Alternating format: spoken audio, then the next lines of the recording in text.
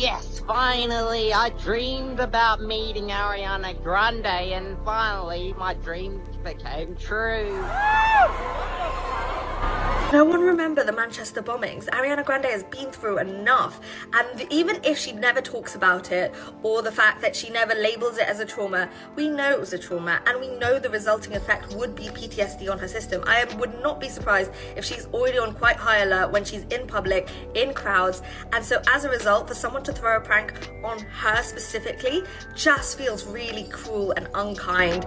Ariana Grande just got rushed at during a movie premiere by the same man who recently tried to charge at Katy Perry, a guy known online as stage crasher Johnson Wynn, a 25-year-old from Australia who seems locked into a wild obsession with creating chaos. His whole mission appears to be causing public scenes, scaring people, and singling out celebrities like it's some kind of twisted hobby. This man knows people can't stand him, and instead of backing down, he treats the hate like fuel, pushing himself to go even further just to get attention. He chases viral moments for all the wrong reasons, like when he stormed toward The Weeknd during a performance, or when he tried to rush the Chainsmokers at a show in Australia. Every stunt he pulls gets bolder, and people are genuinely worried someone could end up seriously hurt if this keeps going. Before diving deeper into what happened with Ariana Grande, people online keep bringing up the idea that Johnson might be dealing with something internally. Nobody is diagnosing anything, but his behavior definitely raises questions, and the audience can see something isn't right. It takes a certain mindset to keep jumping on stages and grabbing at celebrities, and it's clear he needs real help instead of attention. The moment with Ariana is especially tense, and it shows how serious the situation has gotten. Cynthia Erivo didn't hesitate to defend Ariana, stepping in fast and showing real loyalty, which instantly went viral across social media. Ariana and Cynthia were in Singapore for The Wicked, for a good premiere when Johnson made his move, pushing his luck once again and rushing toward them like he had nothing to lose. Wynn clearly spent serious time plotting this whole move on Ariana, because the way he pulled up looked way too calculated for some random moment. Ariana Grande was simply walking the yellow carpet, minding her business, when out of nowhere he sprinted straight at her like he'd been waiting for the perfect second to strike. Cynthia reacted instantly and shut it down, throwing herself in front of him with zero hesitation, while security showed up. But way slower than anyone expected. Ariana looked shaken, and honestly, the whole situation raised eyebrows about what was going on with that event's security setup. People couldn't believe he managed to get that close, and somehow things got even wilder when he made his way onto the yellow carpet again, still trying to get near her.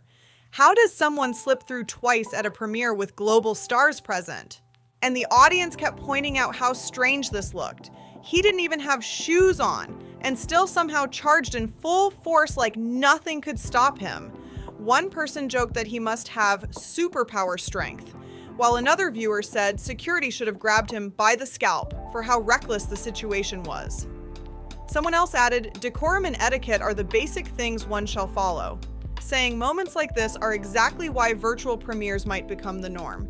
And honestly, they might be right. But this isn't just a premiere issue. Wynn has a history of pulling up on concerts, shows, and more. This is a pattern, not a one-time thing. And people are tired of seeing him break through crowds like it's a game. Singapore police did charge him after this stunt, but the amount was around $1,400 US, about 2,000 Singapore dollars. And if convicted, he could face up to 3 months in jail.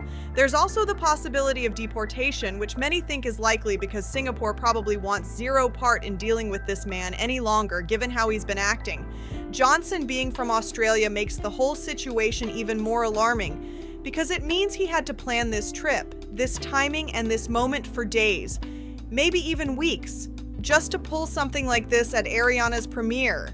That level of preparation is unsettling, and people online are calling out how risky and unpredictable he has become. He brags openly on social media, calling himself a professional online troll and a stage crasher, almost like this chaotic behavior is a brand he's trying to build. He wants this reputation even if it scares everyone else, and that's what makes it so dangerous. A lot of people are furious with him, especially because they believe he's re-traumatizing Ariana after the heartbreaking Manchester bombing incident she lived through. One person wrote, "Ariana's been through so many scary things and you thought it'd be funny to jump the barricade, showing how upset the internet is." And it gets even more disturbing. Johnson didn't just brag about the moment. He actually wrote Ariana a message that said, "Dear Ariana Grande, thank you for letting me jump on the yellow carpet with you." The way he frames it like she invited this is what really pushed people over the edge. To understand how he talks and acts, he posted an Instagram story just hours before charging at her, and the energy in that clip is unsettling. That eerie laugh he let out is something viewers said would haunt them in their sleep. One comment said, "Oh, so you've been doing this for 5 years, you are absolutely cooked," while another asked if anyone else had fallen deep down the rabbit hole trying to figure this guy out. And honestly, yes, the entire internet has. What really bothers people is how he refuses to see anything wrong with his behavior. He keeps posting pictures with Katy Perry from the earlier incident, bragging like these moments are trophies, and acting as if the chaos he causes is some kind of achievement. Back in Australia in 2023, Johnson even disrupted the World Cup. And before that, he was pulling up on The Weeknd and other artists, showing this isn't some new pattern. It's a whole timeline of chaos that keeps leveling up. Every year, his actions get more intense, and people are starting to wonder when someone is finally going to step in and stop him, because this is clearly spiraling. People online keep asking, where are this guy's parents? But he's 25, living his own life, and somehow managing to travel from country to country like it's nothing. That's what has everyone confused. How is he funding all this? How is he getting close enough to buy pit tickets, sneak into barricade zones, or reach celebrity carpet entrances? Folks think he's studying these arenas, these venues, and these layouts in advance because the way he pulls off these stunts looks way too planned to be random. Johnson proudly calls himself the most hated troll, and he wears that title like it's an award, which makes the whole thing even more unsettling. And it keeps getting worse, not better, because this didn't start with celebrities. He's been causing scenes for years. Back in 2020, he was already posting videos of himself creating public disturbances just to get attention, but he wasn't targeting big names yet. Now he's escalated from random public disruptions to charging at global stars, breaking into events, and trying to claw his way into dangerous situations for clout. There are multiple videos from 2020 through 2023 that show exactly how long he's been building this chaos streak, and each clip makes it clearer that he's been practicing this behavior for years, sharpening it like a twisted skill he wants the world to see. Let's check out what he's been doing, because these clips are wild and honestly stressful to even watch. He's out here destroying property like it's nothing, acting loud and reckless, and the whole vibe just screams extreme immaturity. If brain rot had a face, this would be it, because the behavior is straight up chaotic and hard to sit through. Public scenes like this make people's hearts race, and anyone who's ever had anxiety watching someone cause trouble in public knows exactly what this feels like. Viewers were saying their palms got sweaty just seeing the footage, and honestly, same. It's uncomfortable, it's intense, and it's unbelievable that he keeps doing this knowing how many people he freaks out. And for anyone who's ever tried to help him or step in, serious respect, because dealing with this level of chaos looks exhausting. Watching him disrupt these places is painful, and it's clear he's trying to make some sort of statement, because at the 2024 Olympics during the 100-meter final, the whole event was delayed because of him. Who even does that at an international event with millions watching? Then there's the clip of him storming a soccer match, or football like they call it in Australia, and getting tackled by multiple security guards. Doesn't that hurt? What part of that is fun? And even stranger, who wants to be hated by entire crowds of people? That's the part nobody understands. The way he embraces being disliked is bizarre. Switching over to the concerts he ruined, things get even more chaotic. In December 2024, he tried to rush the stage at a Chainsmokers show while they were just performing normally. One second the music is going and the next he's climbing onto the stage like it's a playground, hurling himself up with this wild force that makes the whole moment look dangerous. Security had to yank him off while he was still jumping around like he was trying to shake everyone off. Another angle of the same moment shows how he launches himself upward with this intense strength that people started joking about. Viewers were saying he looked like he had Superman strength and should be using that energy for something productive instead of causing scenes. And before that incident, just a couple months earlier, he stormed the stage while The Weeknd was performing. Same messy behavior, climbing up like he belonged there, trying to push his way toward the artist while security tried to hold him back. He keeps repeating the same pattern, and every clip shows the situation getting more unpredictable. Security can barely keep up with him, and anyone in The Weeknd's position would have backed up fast because the whole situation was straight up strange and unpredictable. Every time Johnson gets close to someone on stage, he tries the same disturbing move, reaching toward their neck like he's trying to lock them in. And that behavior has people calling it one of the most uncomfortable attention-seeking tactics they've ever seen. The biggest issue is that he's proud of being disliked, like being hated is part of the persona he wants to build. People keep saying he should be facing real consequences for causing public fear, because just 6 months ago when Katy Perry was in Australia, he ran on stage and grabbed her too. That's not a joke, that's unwanted contact, and nobody agreed to that. Katy looked shaken, and viewers pointed out how she froze for a second, trying to continue but clearly trying to process what just happened. He brings this wild energy everywhere he goes, and people in Australia are tired of it. Some Aussies online were saying, "Aren't we annoyed with this guy?"